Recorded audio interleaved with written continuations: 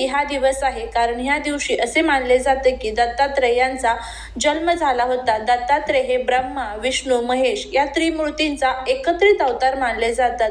म्हणूनच दत्तगुरू हे ब्रह्मा, विष्णू, शिव सर्व दैत्य देवांचा अंकित रूप आणि आदर्श गुरु मानले जातात. दत्त जयंती ही प्रत्येक वर्षी हिंदू दिनदर्शिकेनुसार मार्गशीर्ष महिन्यातील पौर्णिमेला साजरी केली जाते. 2025 मध्ये दत्त जयंती वार गुरुवार 4 डिसेंबर 2025 मध्ये साजरी केली जाणार आहे. या दिवशी पौर्णिमा तिथी सकाळी सुरू होत आहे. तिथी सुरू होण्याची वेळ ही 8:36 होत आहे आणि तिथीची समाप्ती ही दुसऱ्या दिवशी होणार आहे. पण सार्वजनिक पूजा, घरगुती विधी आणि भक्ती हे तिथी सुरू झाल्यानंतर करता येतात. दंत गाथानुसार दत्तगुरू हे अति तपस्वी गुरुभावनेचे प्रतीक आहेत. सर्वत्र त्यांची भक्ती, गुरुचरित्र वाचन, स्तोत्र, कीर्तन, उपासना, दानधर्म यांचा विशेष महत्त्व आहे. दत्त जयंतीला घरगुती पूजा किंवा मंदिरांमध्ये मोठ्या उत्साहाने कीर्तन, भजन, आरती, पाळणा यासारखे आयोजन केले जाते. या दिवशी जे भक्त सावध आणि श्रद्धेने काही तपस्वी पाळणा करतात त्यांना लाभ होतो. सकाळी ब्रह्ममुहूर्तामध्ये लवकर उठावे, स्नान करावे, घर, मंदिर स्वच्छ करावे. दत्तांची मूर्ती असेल, फोटो असेल तर स्वच्छ धुवून धूप, दीप, अगरबत्ती लावावी. नैवेद्य अर्पण करावा. नैवेद्यामध्ये फळे, दूध, दही, मध, गूळ, पांढरे गोड पदार्थ किंवा पर्यायी म्हणून कोणतेही शुद्ध सात्विक अन्न अर्पण करावे. श्री गुरुदेव दत्त, श्री गुरुदेव दत्त या मंत्राचा जप करावा. दिवसभर सात्विक आहार, उपवास किंवा फलाहार करून दत्तांचं स्मरण करावं. गरजू ब्राह्मण विधवांना अन्नदान, वस्त्रदान, आर्थिक मदत किंवा अन्नदान तुम्ही करू शकता. मित्र, कुटुंब, समाजासाठी दान केले तर ते पुण्य आपल्याला मिळत असतं. अनेक भक्त दत्त जयंतीपूर्वी काही दिवस 7 दिवसीय गुरुचरित्र वाचतात. कथेच्या श्रवणाने भक्ती वाढते. दत्तगुरूंचे आशीर्वाद आपल्याला मिळतात. मंदिरांमध्ये मिरवणूक वगैरे होते. त्याचबरोबर औदुंबर हे म्हणजेच उंबराचे झाड जे आहे तर ते आपल्या हिंदू धर्मामध्ये अत्यंत महत्त्वाचे मानले जाते. दत्त संप्रदायात औदुंबराला विशेष स्थान आहे. अनेक मंदिरांबाहेर किंवा परिसरात औदुंबर आपल्याला दिसतो. अशा मान्यतेनुसार दत्तगुरू व त्यांच्या अनुयायांनी अनेक वेळा प्रकृती वृक्ष झाडांमध्ये तप साधना केली. औदुंबर हे झाड त्यांच्या भक्तीचे, समाधानाचे, तपाचे प्रतीक मानले जाते. अनेक दत्त मंदिरांबाहेर किंवा परिसरात औदुंबराचे झाड आणि त्याचे पावित्र्य आपल्याला दिसून येते. जेथे औदुंबर फुलते तेथे दत्तगुरूंची कृपा असते असा भक्तांचा विश्वास आहे. त्यामुळे दत्त जयंतीसारख्या दिवशी औदुंबराची पूजा, त्याला पाणी द्यायचे, त्याच्या फांद्यांचा आदर करणे किंवा झाडाच्या आजूबाजूला पूजा करणे याला खूप महत्त्व असतं. असं म्हटलं जातं की औदुंबरात दैवी गुण असतात. त्यामुळे झाडांच्या आसपास राहणारे, पाणी देणे, पूजा करणे, मन, शरीर, आत्मा यांचे आरोग्य वाढते. औदुंबराचा संबंध शुक्र ग्रहाशी आहे. जर कुंडलीतील शुक्र बलवान करायचं असेल तर औदुंबराची पूजा अवश्य करावी. यामुळे आर्थिक स्थिरता, सुख, शांती, कलह कमी होतात. दत्त जयंतीच्या दिवशी आपल्याला औदुंबरापाशी एक अतिशय प्रभावी असा हा उपाय करायचा आहे.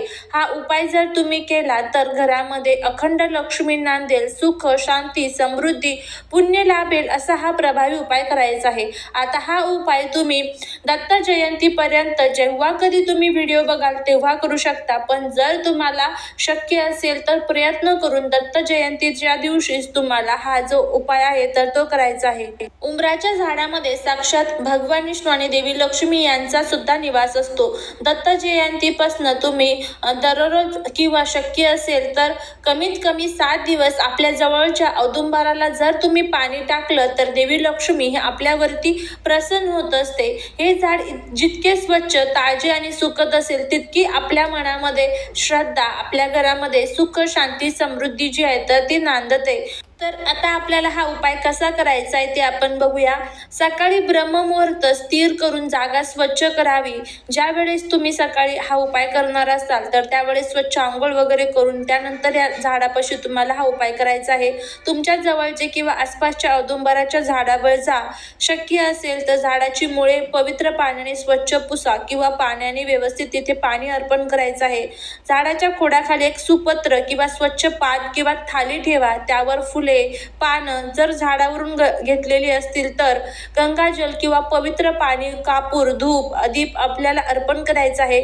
ओम गुरुदेव दत्त किंवा दिगंबरा दिगंबरा श्रीपाद वल्लभ दिगंबरा या मंत्राचा जप मनामध्ये करत राहायचा आहे. त्यानंतर त्या झाडाच्या तुम्हाला 7 प्रदक्षिणा मारायच्या आहे. त्यानंतर हा एक पदार्थ जो आहे तर तो तुम्हाला दत्त जयंतीच्या दिवसापर्यंत कधीही त्या झाडाला अर्पण करायचा आहे. तो म्हणजे तुम्हाला काय करायचं आहे, एक तांब्याभर पाणी घ्यायचं आहे, स्वच्छ पिण्याचं पाणी घ्यायचं, त्यामध्ये थोडीशी साखर, थोडंसं दूध आणि त्याचबरोबर एक पिवळ्या कलरचं फूल तुम्हाला त्यामध्ये टाकायचं आहे. त्यानंतर हे पाणी जे आहे तर त्या झाडाला तुम्हाला अर्पण करायचं आहे. तिथे बसून तुम्हाला जर शक्य असेल तर श्री गुरुदेव दत्त, श्री गुरुदेव दत्त या मंत्राचा तुम्हाला 11 वेळेस किंवा 21 वेळेस जप करायचा आहे आणि श्रीहरी विष्णूंना, माता लक्ष्मीला प्रार्थना करायची आहे. माझ्या घरातील जे काही दुःख, दारिद्र्य, अडचणी असतील तर त्या नष्ट करा आणि तुमच्या मनातील इच्छा देखील व्यक्त करायची आहे.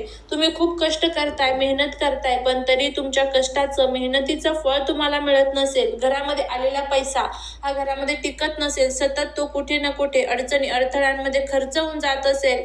त्याचबरोबर वाईट शक्ती जर तुमच्या घरामध्ये असेल, मनामध्ये धनप्राप्ती, लक्ष्मी प्राप्ती संबंधितच्या अशा काही तुमच्या इच्छा असतील तर ह्या तुमच्या ज्या काही अनेक इच्छा आहेत ना तर त्या सर्व तुमच्या इच्छा पूर्ण करण्यासाठी तुम्हाला हा जो उपाय आहे तर तो करायचा आहे. सलग 7 दिवस तुम्ही हा उपाय केला तर अतिशय उत्तम. ज्या दिवशी तुम्ही हा उपाय करणार असणार त्या दिवशी त्या झाडाखालची थोडीशी माती आपल्याला घरी घेऊन यायची आहे. घरी आणल्यानंतर ती आपल्या घरामध्ये ठेवायची आहे. यामुळे कोणत्याही प्रकारच्या वाईट शक्ती ह्या आपल्या घरामध्ये प्रवेश करत नाही. अशा पद्धतीने आपल्याला हा उपाय दत्त जयंतीच्या दिवसांपर्यंत करायचा आहे. रोज जर करणं शक्य असेल तर आवर्जून करा. एक छान दिवा सुद्धा तुम्ही तिथे लावू शकता. दिवा नाही शक्य, धूप, दीप, अगरबत्ती लावली तरीही चालेल. अशा पद्धतीने हा उपाय तुम्ही करून बघा. नक्कीच तुम्हाला याचा फायदा जो आहे तर तो बघायला मिळेल. देवी लक्ष्मी आपल्यावरती प्रसन्न होतील. झालेली सेवा ही महाराजांच्या चरणी रुजू करते. जर तुम्हाला हा व्हिडिओ आवडला असेल तर लाईक, शेअर आणि सबस्क्राईब करायला विसरू नका. भेटूया पुढच्या एका छानशा नवीन व्हिडिओत एका नवीन माहितीसोबत. श्री स्वामी समर्थ.